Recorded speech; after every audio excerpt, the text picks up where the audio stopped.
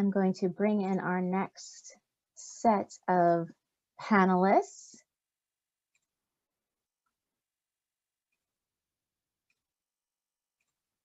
And there we go. They should be joining in shortly. And while they do that, again, it is my honor to introduce our next facilitator. She is Amanda Knox, who is an exoneree, a journalist, a public speaker, and an author. She hosts the Scarlet Letter Reports from Vice and Facebook, The Truth About True Crime on Sundance AMC, and Labyrinth through iHeartRadio. She is also a featured contributor to crimestory.com. She's become an amazing friend to my family and myself, Amanda Knox. Welcome. Thank you. Thank you. And with that, let's see. We've got everybody on board here. And I will let Amanda take it away. I'm going to turn off my video. Hello, everyone. Does everyone see me and the harsh lights behind me aren't terrible to look at? So I'm so thrilled and honored to be here alongside my co-panelists. This panel is about fighting, or whatever you do when you're not fighting, really. So what brings me to the table is I spend much of my personal and professional life dealing with some really difficult material. I'm a criminal justice advocate, which means that I am consistently wrapping my mind around the horrible things that human beings do to each other, whether through criminal activity or through criminal justice activity. I spend a lot of time thinking about victims of crime and the criminal justice system, and it's pretty heavy, and you have to do a lot of work to not go insane. So that's why I'm here today. I would love to invite Christian to maybe tell us about why she's here today. Yeah, I'm Christian Shook, and I hope you guys can hear me. If I have an echo, please let me know and I'll do what I can to fix it. I'm here today because I love people. My whole life has been raised in an environment that people are very important and we need to honor and care for them and support them any way we can. So from a very young age, I was going into nursing homes with my mother and being an advocate, as she was an advocate for the elderly. And I would go in and hand out books, and read books and things like that. And as I got older, I started to understand the things that I was passionate about. And I'm very passionate about equality. I'm very passionate about standing up for people who've been facing injustice. So for the last 2 to 3 years, that's really taken on more meaning. Probably 10 years ago, I started for fighting against human trafficking and worked with several people and organizations and still a part of that process, but especially the injustice facing the teens and the youth and the LGBTQ community in Seattle, Washington. And through that, this last summer, really getting heavily involved in understanding what's happening to Blacks in the justice system and in the with police brutality and what's really happening. And so I've been a part of the marches pretty much from, I think, probably the third day, and with supporting in the marches with food and care and love and showing up. So I've been a part of making sure that people don't forget that there are names tied to police injustice and there are families tied to police injustice, and really fighting for reforming the police system. Awesome. Thank you, Christian. I'd also like to invite the doctor. I'm a Doctor Who fan, so I might have to call you the doctor, but this is Dr. Vernette. She has a combined experience of 15 years in psychology, in kinesiology, mindful meditation, and Pilates. She has a deep hunger for learning and experience, and it has inspired her to have a deeper approach to the process of natural healing. I was wondering, Doctor, if you would be willing to tell us a little bit about why you're here. Yeah, sure. So Dr. Vernette, you can call me Vernette, that's fine. I have a doctorate in chiropractic, and I work specifically with teaching people how to own their own health. And so specifically, you know, in the context of our conversation that we're having today, I have dove a little bit deeper into birth work and how to show up as an advocate for birth inequities. And especially being based in Atlanta, we are one of the highest cities that have high maternal mortality rates in the BIPOC communities. And so specifically, I show up as a healthcare professional, but also as an educator, both in the clinical aspect of it, but, you know, do more hands-on things with childbirth education. I show up as a labor doula, as an advocate for a woman or a person identifying as a birthing person transitioning into their pregnancy journey, what they need to be doing to make sure that they're reducing the risks of, you know, high risk pregnancies, and then also how to transition them into, you know, new parenthood. And so, you know, the surrounding communities that we have in Metro Atlanta are really, really protective of our birthing parents. And so today I'm excited to join you all and kind of talk about what does social justice look like, especially in the birth world and the healthcare system. Awesome. So I think all of us know that because we're dealing with different versions of justice, that means that there are different versions of injustice in the world that we're pushing back against. And I was hoping that maybe we can start by talking about, the previous group talked about boundaries. And clearly, when you're facing an injustice, you need to create a boundary for yourself. And what does putting up a boundary between yourself and an injustice mean? And how is it that you broach that boundary in order to encounter or approach that injustice? Yeah, so I guess I can start. So when we talk about boundaries, my definition of boundaries and setting boundaries is knowing what is okay and what is not okay for you. I think it's different for everyone, and respecting that individual's ability to set their boundaries and know what it is and be able to identify it and communicate it is a really good start to emotional, mental, physical health.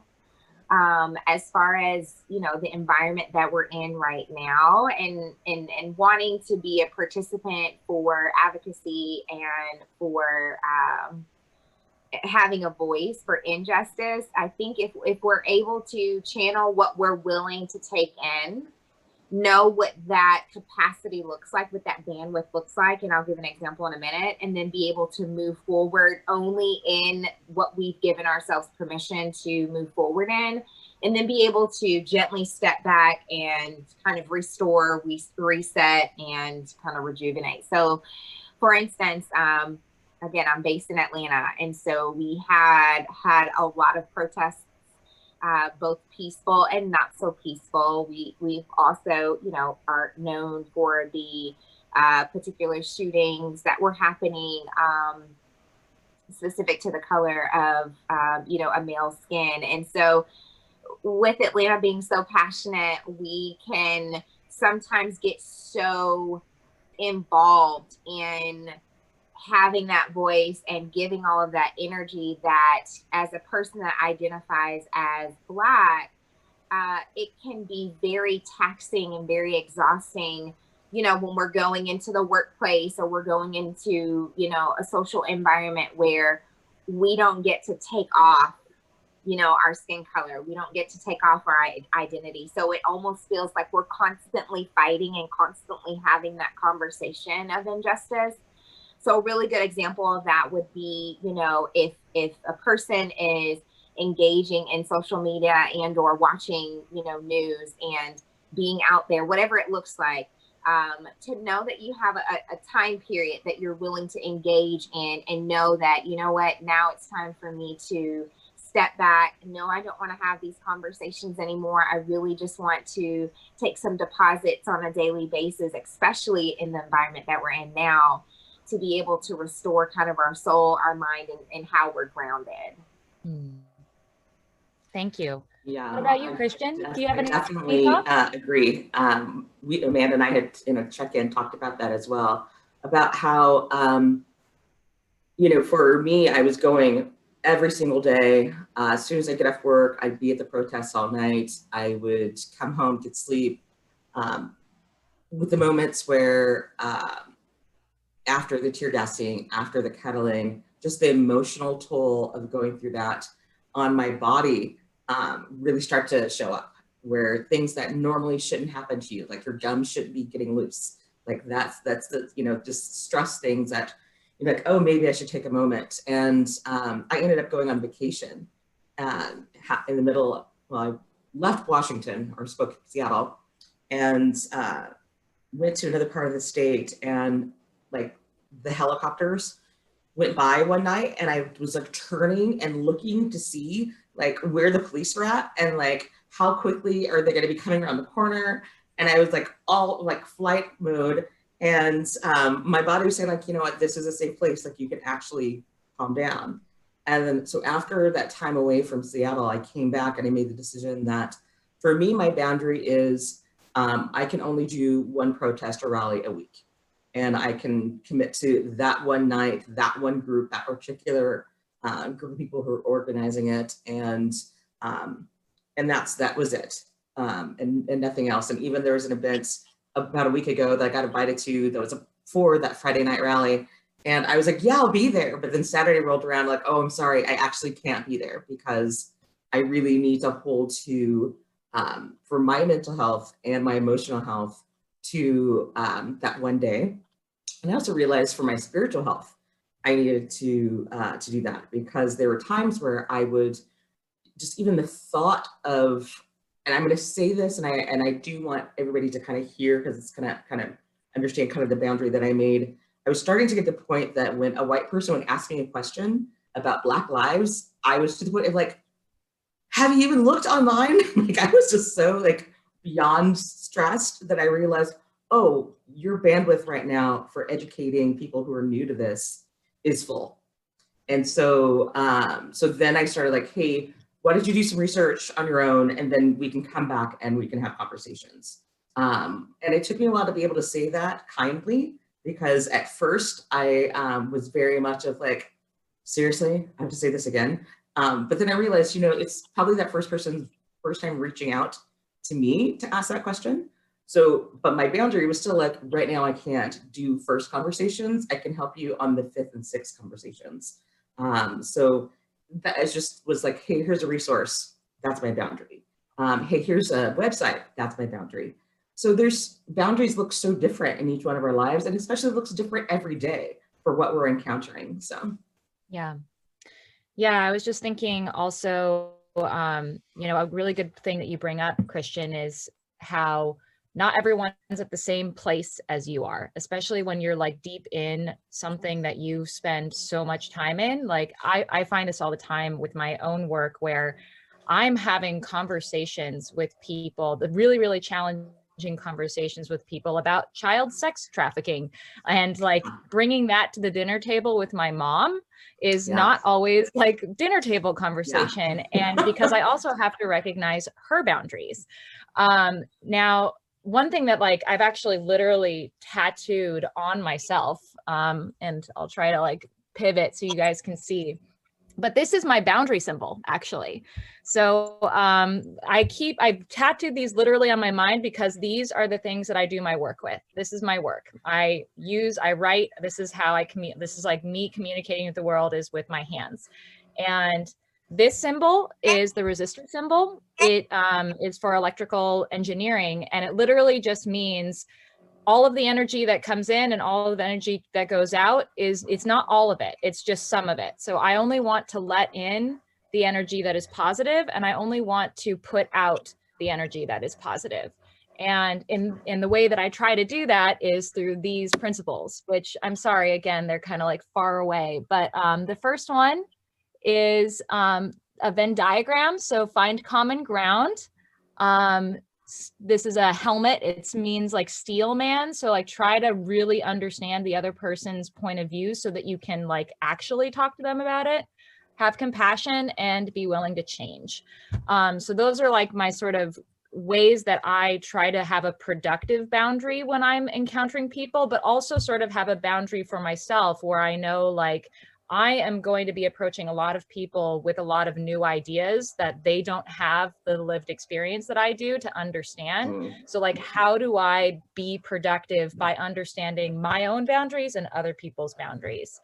That sort of like brings us into our next question, which is, like you said, Dr. Vernette, sometimes you can't turn it off, or sometimes you can't take it off.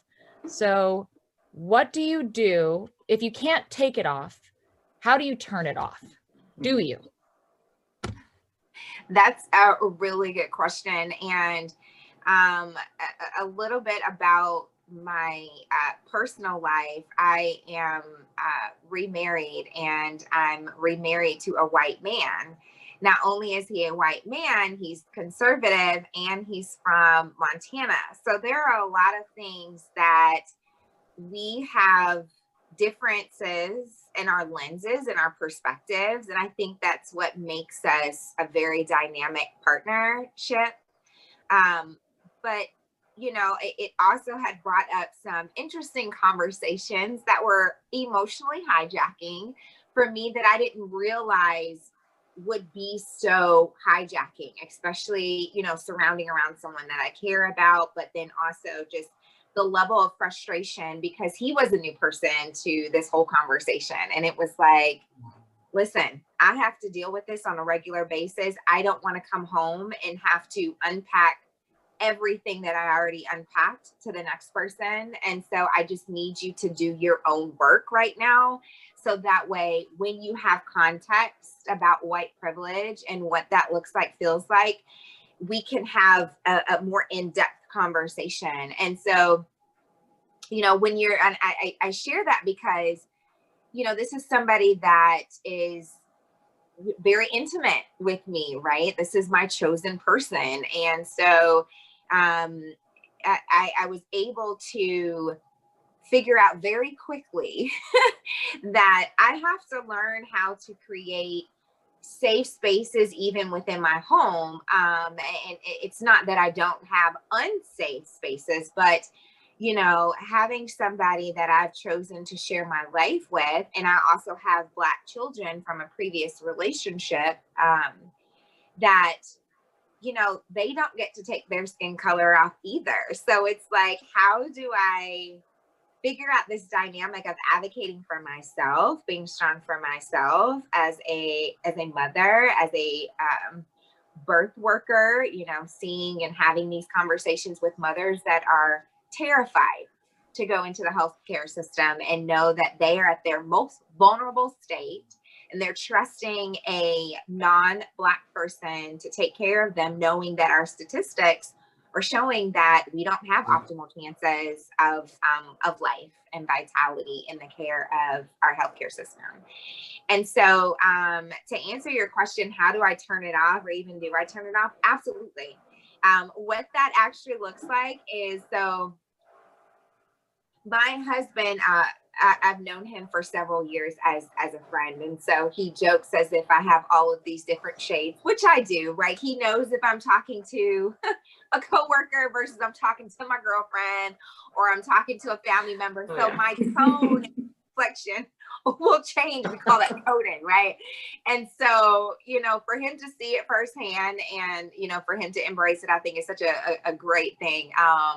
But he understands when I get into a mindset of I'm turning everything off. I don't, and he's huge in politics or the political conversation. I don't want to talk about that. You can talk about that with your friends. Right now in this space, in our home, I want to watch something on TV that I don't have to mentally prepare myself for trauma or for a trigger or anything like that. I want to watch something that brings me joy. So usually it's probably a Disney Channel movie or something that's nice and fluffy. Other things that I typically do is, you know, I have scents that work really well for my calmness because I am prone to anxiety. That sandalwood, I burn incense, like frankincense. I burn sandalwood. I just mentioned that. I've got some other fragrances that kind of call me a little bit, like lavender. I'll put soothing music on. So typical stuff to engage my senses, but also some atypical things, right, that we don't really think about. One thing that I love to do is take showers, right? So I don't take showers every day. I've just never been that person. Maybe I'll go a day without taking a shower. I still do a cleanup. But when I get in a shower, I don't have the lights on, or at least not the bright lights on. I shower with lavender. I make sure that, you know, if I'm washing my hair, especially if I have natural hair, most of us on here have natural hair, so we know how that conversation goes with making sure that we're taking care of our hair. It's a whole hair day. But when I bathe, I'm cleansing not only the physical side of me, but the emotional and spiritual side. What are the things that I need to release? What is the energy that is not serving me to my highest good and grounding me in who I am, that I need to be able to release? So just like, and we'll do this later on in the session because I'll be hosting a meditation session for you, but just like when you think of sitting and meditating and just being still, you don't always have to traditionally sit still in your meditation. You can do things that help put small deposits into your well-being on a regular basis, especially that will prepare you for those emotionally hijacking moments or those triggers that may come up, whether they're planned or unplanned. So that's kind of a little bit of an insight of what I do to try to turn it off any way that I can, and still be able to show up in my best self, for myself, for my clients, and also for my kids. Great. Christian, what do you have to offer or give us your wisdom? I'd say the same. It's pretty similar. I call it being on, when I'm on and when I'm off. A lot has to do with just being so much on stage, when I'm on stage and when I'm off stage. And usually it's like, oh, if I'm on for hours, and you're on for hours. And in the workplace, being a Black woman in corporate America, you are on, and you're on before you even get to work. You are on from the moment you step out of your house. There was a moment where I was walking to work one day, and I got to work, and one of my coworkers was crying, and she's like, "Are you okay?" And I'm like, "I'm fine. What's wrong?" She's like, "I saw you work, and I couldn't believe it was you because you were upset. You had a frown on." I'm like, "What?" And she's like, "Yeah, you look so mad and mean." And I was like, "What are you talking about?" And then I remembered I just passed somebody doing crack cocaine at 7:30 in the morning, and I didn't know how to process. I'm like, "Oh my gosh, this is right by my work. It's 7:30 in the morning. What can we do? What are all?" So in my head, I'm running through all the things I could do to help this person, but still be at work on time, and all these things. And then I was like, well, you're smoking crack right now, so it's probably not the best thing to actually go in and try to like, hey, can I help you get to rehab type of moment. And so all those things were running through my head, but all my coworker saw was that I was angry and that I was mad. And she couldn't believe that I was actually, she's like, "You just look a different person. It wasn't you."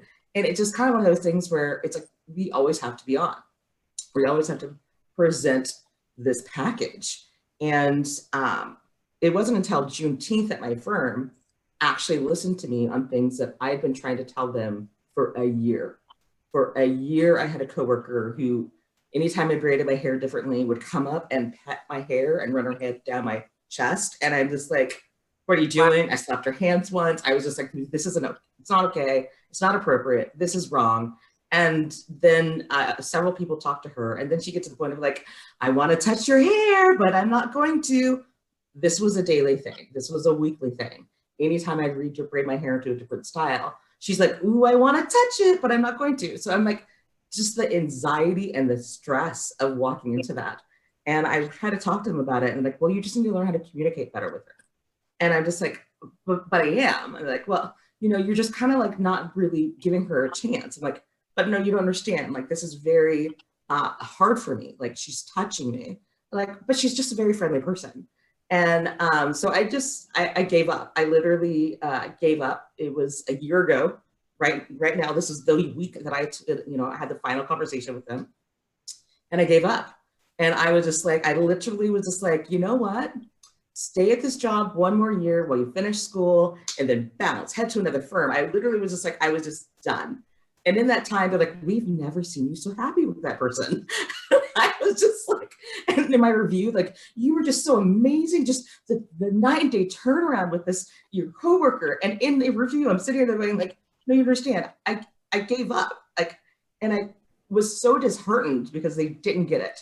Like, they didn't get that my giving up and realizing they weren't protecting me and it stopped expecting any changes to them was like the most amazing attitude turnaround.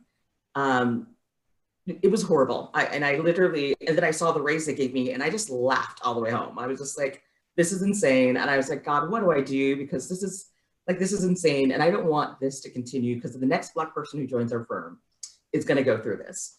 And we did have another Black person join like within another week. And the whole week I kept on getting emails of like, did you see how hot he is? Did you see we have a Black guy? And I'm just like, are you kidding me?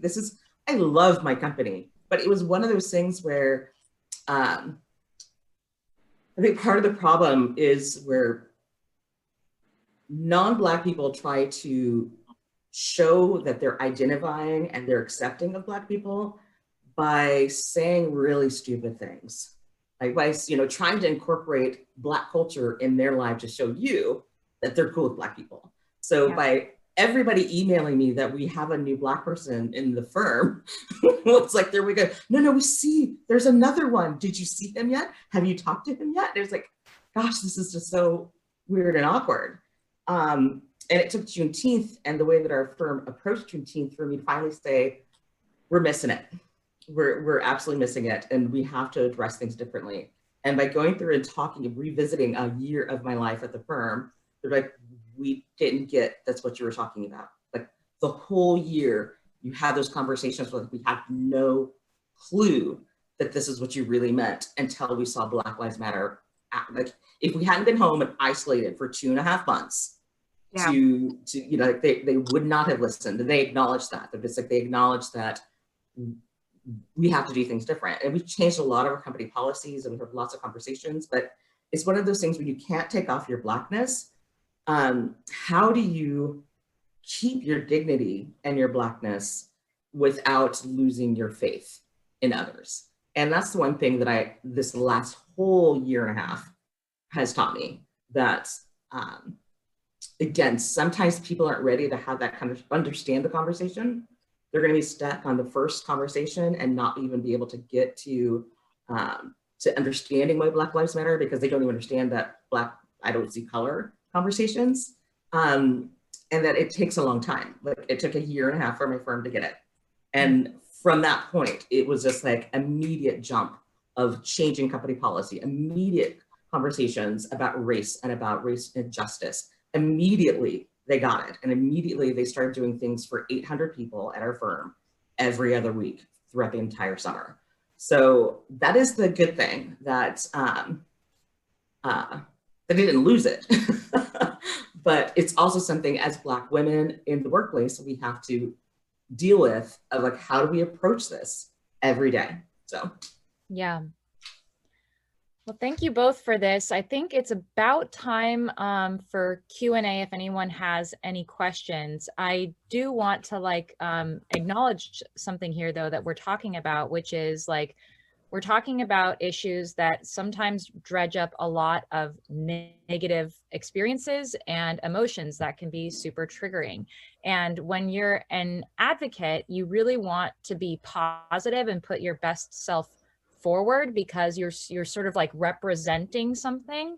And I think that there's a lot of pressure that we put on ourselves to do that as well. But like one thing that I've found that's been really helpful, and it's interesting because in my own experience, it's not, obvious when people look at me that they know, like, I mean, it is if you watch like The Case and we're like TV and blah, blah, blah, blah, blah. But like, it's not, if you just saw me walking down the street, you wouldn't be like, that bitch has been to prison. Like, you wouldn't know. So like, I have this like weird thing where like, I have like little like triggers that people don't think about because one, they don't really know what would even trigger a prison person. And two, like I'm, it's just, I don't come across as like, I've been to prison. And I found that like something that helps me sort of remind myself that I don't always have to be positive is knowing that like one, bad emotions are information that are useful to me. So I need to pay attention to them and like take a moment to be mindful of them when I notice them so that I can then sort of turn that information into like a productive step forward instead of like 3 steps back.